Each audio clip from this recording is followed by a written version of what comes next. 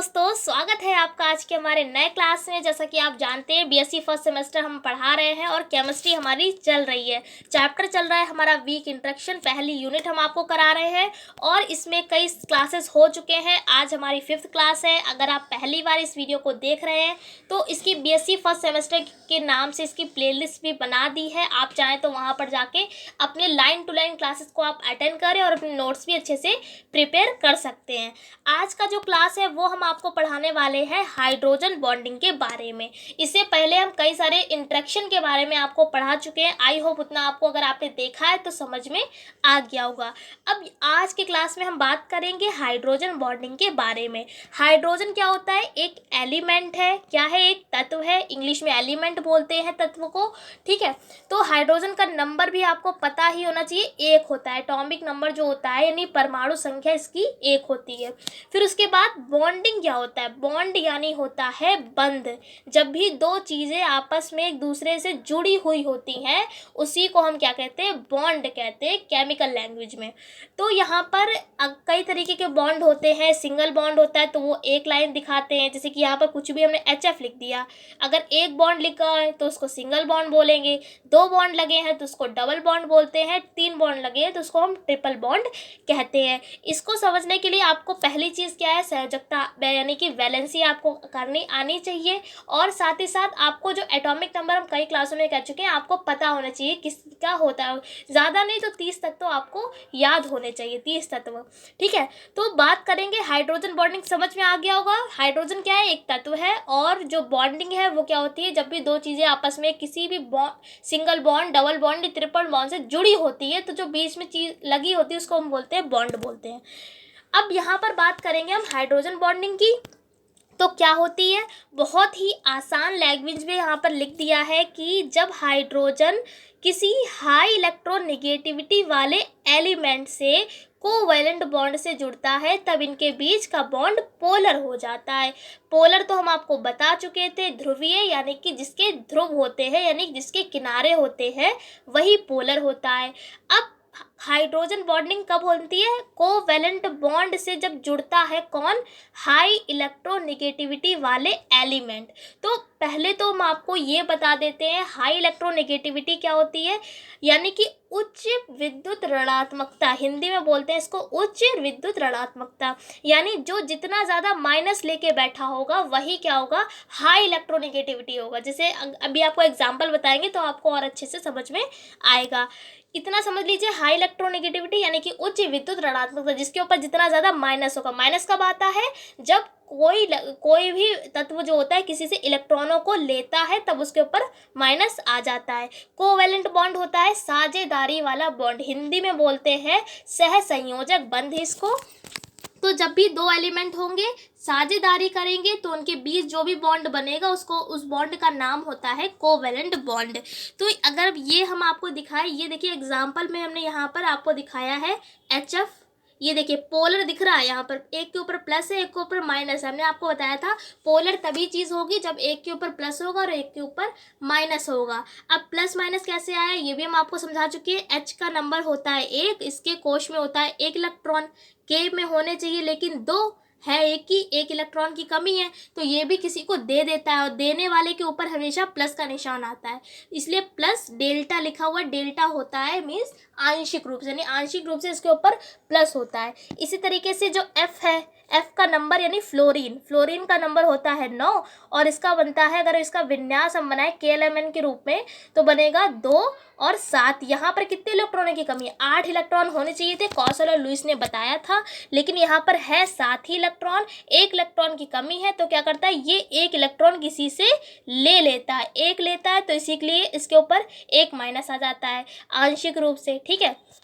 तो पोलर समझ में आ गया। इसी तरीके से ऑक्सीजन की बात करें तो ऑक्सीजन का नंबर होता है 8 और विन्यास बनता है 2 6। यहाँ पर 2 इलेक्ट्रॉनों की कमी होती है तो इसलिए ऑक्सीजन के ऊपर हमेशा डबल नेगेटिव आता है। नाइट्रोजन की बात करें तो नाइट्रोजन का नंबर होता है 7, विन्यास बनता है 2 5 है। यहाँ पर 3 इलेक्ट्रॉनों की कमी होती है, क्यों? क्योंकि 8 चाहिए हैं। 3 इलेक्ट्रॉनों की कमी होती है तो ये 3 लेता है किसी से तो इसलिए हमेशा नाइट्रोजन के ऊपर ट्रिपल नेगेटिव आता है। इतना समझ में आपको आई होप आ गया होगा। तो ये देखिए सबसे पहले ये हमने यहाँ पर HF का एग्जाम्पल दे दिया, ये देखिए जुड़ा हुआ है कोवेलेंट बॉन्ड से। फिर ये देखिए ऑक्सीजन का भी दे दिया HO का। तो ये देखिए 2 बॉन्ड इसीलिए लगाए क्योंकि क्या होता है O डबल निगेटिव है, तो एक इसको 2 इलेक्ट्रॉनों की ज़रूरत है, तो एक यहाँ से ले लेता है और एक जो भी आगे जुड़ा होगा वो। ऐसे ये देखिए नाइट्रोजन का हमने दे दिया ट्रिपल बॉन्ड है, क्यों? क्योंकि इसको 3 इलेक्ट्रॉनों की ज़रूरत होती है। इतना आपको समझ में आ गया होगा। उसके बाद हमें लास्ट में आपको ये लाइन लिख देनी है कि अतः 2 पोलर बॉन्ड्स के बीच प्रोड्यूस होने वाले इंटरेक्शन को हाइड्रोजन बॉन्डिंग कहते हैं। तो यानी एक तो ये है, मान लिया एक हमने एक और ले लिया है यहाँ पर, ठीक है, एक ये है, एक और हमने ले लिया, जो इनके बीच, इन दोनों के जो बीच में इंटरेक्शन होगा उसी को क्या बोलते हैं हम? Hydrogen bonding. जो ये डॉटेड लाइन से बनाएंगे, इन दोनों को बीच को जो जोड़ेंगे हम डॉटेड लाइन से, उसी डॉटेड लाइन को क्या बोलेंगे हम? Hydrogen bonding. एग्जाम्पल बताते हैं और ज़्यादा अच्छे तरीके से समझ में आपको आएगा। अब यहाँ पर हम बात करेंगे टाइप्स ऑफ हाइड्रोजन बॉन्डिंग के बारे में। यानी कि पहले तो आपको पता चल गया कि हाइड्रोजन बॉन्डिंग क्या होती है, कि जब भी कोई भी 2 एलिमेंट क्या होंगे, हाई इलेक्ट्रोनेगेटिविटी वाले एलिमेंट क्या होंगे, जब कोवैलेंट बॉन्ड से जुड़े होते हैं तब क्या होता है? बॉन्ड पोलर हो जाता है। और जब भी 2 पोलर बॉन्ड्स के बीच जब जुड़े होते हैं, इंट्रैक्शन होता है, तो उनके बीच जो बॉन्ड बनता है उसको हम बोलते हैं हाइड्रोजन बॉन्डिंग। इतना आपको समझ में आ गया होगा, बहुत ज़्यादा डिटेल में हमने आपको बता दिया है। अब बात करेंगे हम कि ये कितने प्रकार की होती है। तो लिख दिया है it is mainly of 2 types, यानी ये 2 मुख्य रूप से 2 प्रकार की होती है। पहला होता है इंटरमॉलिक्यूलर हाइड्रोजन बॉन्डिंग, और दूसरी जो होती है, बस उसमें ज़्यादा डिफरेंस स्पेलिंग में नहीं होगा, बस इंटर की जगह क्या हो जाता है? इंट्रा हो जाएगा। ठीक है, ये इंटर है वो इंट्रा हो जाएगा। बहुत आसान है। इंटर वाले में क्या होगा? 2 या 2 से ज़्यादा मॉलिक्यूल्स होंगे, और जो इंटर वाली होती है उसमें एक ही एलिमेंट, इसमें एक ही मॉलिक्यूल होता है। तो साफ साफ पहले पढ़ देते हैं, समझ में भी आ गया होगा। जब 2 या 2 से अधिक पोलर मॉलिक्यूल्स के बीच हाइड्रोजन बॉन्डिंग बनती है तब इसे इंटरमॉलिक्यूलर हाइड्रोजन बॉन्डिंग कहते हैं। साफ से लिख दिया, अगर 2 या 2 से ज़्यादा पोलर मॉलिक्यूल होंगे तो उसी को हम क्या कहेंगे? इंटर वाली मॉलिक्यूलर। ठीक है, तो एग्जाम्पल देखिए। एग्जाम्पल हमने HF का दे दिया है, ये देखिए एक ये है, एक ये HF है, एक ये HF है। चाहे तो आप आगे कितने भी यहाँ पर जोड़ सकते हैं। बीच में जो डैश डैश लिखा है ना, डॉटेड लाइन, तो इसी को क्या बोलेंगे? Intermolecular hydrogen bonding. क्यों? क्योंकि ये 2 या 2 से ज़्यादा के बीच में हो रही है। उसके बाद एक और आपको एग्जाम्पल दिखाएं हम, तो एक एग्जाम्पल ये देखिए, एक ये हमने दे दिया, जैसे कि आपने सुना होगा जो अल्कोहलिक लोग होते हैं वो अल्कोहल में वाटर को मिक्स करते हैं, सुना ही होगा आपने। तो जो अल्कोहल होते हैं, शुद्ध भाषा में अगर हम कहें तो इसको शराब बोलते हैं। जो शराब में पानी मिला के पीते हैं ना लोग, तो पानी मिलाने जो पानी और जो अल्कोहल है, जब वो दोनों आपस में मिलते हैं तो किसके कारण वो आपस में मिल जाते हैं? तो ये पता होना चाहिए, हाइड्रोजन बॉन्डिंग के कारण ही शराब और पानी आपस में मिल जाता है, यानी कि घुल जाता है, वरना घुलेगा नहीं। ठीक है, तो हाइड्रोजन बॉन्डिंग के कारण वो आपस में घुल जाते हैं। तो ये देखिए, ये है वाटर का फॉर्मूला क्या होता है? H2O, पता होना चाहिए। H2O क्या बोलते हैं? वाटर। उसके बाद अगर हम बात करें अल्कोहल का फॉर्मूला होता है C2H5OH। तो देखिए ये है ना C2H5 और ये OH लगा हुआ है। फिर ये देखिए एक और वाटर, यानी देखिए वाटर में अल्कोहल को हमने जोड़ दिया है, ये देखिए डॉटेड लाइन से दिखा दिया है। अब यहाँ पर एक बात आप याद रखें, प्लस माइनस तो समझ में आ ही गया होगा ना कि इसके ऊपर आंशिक रूप से प्लस होगा माइनस। यहाँ पर ये बात आपको याद रखें, हमेशा प्लस वाला यहाँ पर माइनस का डेल्टा होगा। ठीक है, माइनस वाला प्लस वाला अलग अलग जब होंगे तभी हाइड्रोजन बॉन्डिंग बनेगी। ठीक है, ये जो आपको बॉन्डिंग दिखानी है हमेशा विपरीत प्रकृति वालों के बीच दिखानी है। जैसे कि ये माइनस है, ये प्लस है, ऐसा आप बिल्कुल ना करें कि यहाँ पर भी H है प्लस का, यहाँ पर भी प्लस का H है। ठीक है, तो आपने इसको जोड़ दिया तो ये गलत हो जाएगा। ठीक है, तो जब भी यहाँ पर आप सेम वाले नहीं जोड़ सकते हैं, क्या करना है? एक प्लस वाला होना चाहिए और एक माइनस वाला होना चाहिए। ये बात आपको याद रखनी पड़ेगी। जैसे कि अगर हम पीछे चलें, इसके जो हमने पहले आपको एग्जाम्पल बताया था, तो उसमें भी देखिए ये एक प्लस है ये देखिए एक प्लस है और एक माइनस है, यहाँ पर भी एक प्लस है और एक माइनस है, तभी जुड़े हुए हैं। ये बात आपको याद रखनी पड़ेगी।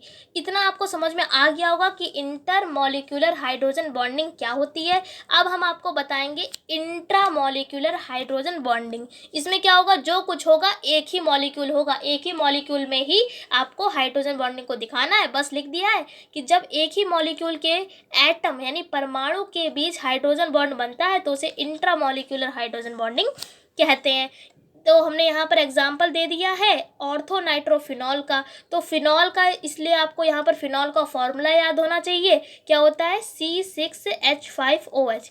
ये होता है फिनॉल का फॉर्मूला। कैसे बनता है ये, तो ये देखिए, ये जो रिंग होती है इस रिंग को हम बोलते हैं बेंजीन रिंग।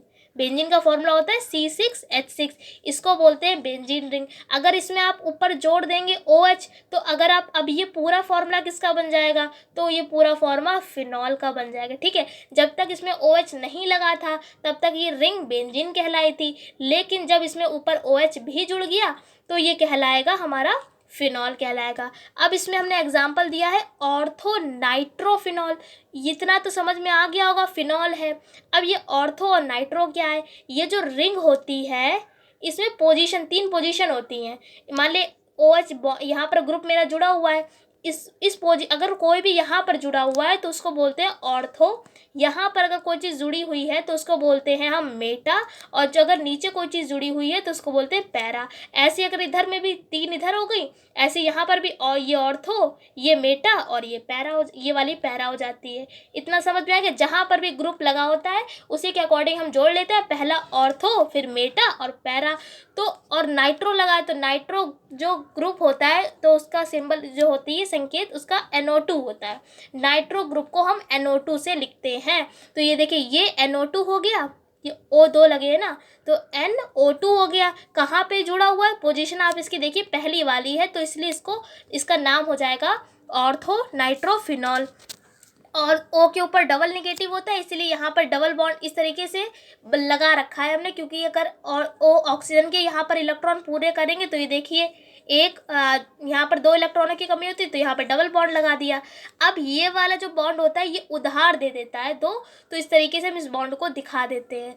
तो यहाँ पर हमने बताया है कि हाइड्रोजन बॉन्डिंग आपको दिखानी है इंट्रा वाली। तो ये देखिए H ये ले लिया और इसका O ले लिया। H के ऊपर क्या है, एक प्लस, और इसके ऊपर क्या है, माइनस है। तो प्लस और माइनस वाला एक दूसरे को क्या करेगा, अट्रैक्टिव करेगा। तो ये देखिए बीच में हाइड्रोजन बॉन्डिंग हमने दिखा दी है। इसी को हम क्या बोलेंगे, इंट्रामॉलिक्यूलर हाइड्रोजन बॉन्डिंग। तो आप यहाँ पर एरो बना के लिख भी ले, ये क्या है, इंट्रामॉलिक्यूलर हाइड्रोजन बॉन्डिंग। बहुत ज़्यादा डिटेल में हमने इस टॉपिक को पढ़ा दिया है। हाइड्रोजन बॉन्डिंग क्या होती है, हाई इलेक्ट्रोनेगेटिविटी वाले जो एलिमेंट होते हैं वो कोवैलेंट बॉन्ड से जुड़े होते हैं, तब क्या हो जाता है, बॉन्ड पोलर हो जाता है। और जब इन दो पोलर बॉन्ड्स के बीच जो भी बॉन्ड बनता है उसको हम हाइड्रोजन बॉन्डिंग कहते हैं। फिर उसके हमने बाद आपको बताया टाइप्स ऑफ हाइड्रोजन बॉन्डिंग। तो पहली होती है इंटर, दूसरी होती है इंट्रा। इंटर वाली 2 या 2 से ज़्यादा के बीच होती है, और इंटर वाली एक ही मॉलिक्यूल के बीच हाइड्रोजन बॉन्डिंग होती है। पूरा टॉपिक बहुत हमने डिटेल में बता दिया है, मुँह ज़बानी आपको याद भी करवा दिया है। और अगर आपको फिर भी कोई डाउट है तो आप नीचे कमेंट कर सकते हैं। वीडियो थोड़ी सी पसंद आई तो लाइक कर दीजिएगा, चैनल पर नए हैं तो चैनल को सब्सक्राइब कर लीजिए, और ये भी कमेंट करके बताया करें कि आपको वीडियो कैसी लगी। कुछ दिक्कत आ रही हो तो भी आप उसको नीचे कमेंट कर सकते हैं। हम आपसे एक और वीडियो में मिलते हैं, इसके नेक्स्ट वीडियो में इस चैप्टर को और आगे बढ़ाएंगे। तब तक के लिए जय हिंद, जय भारत।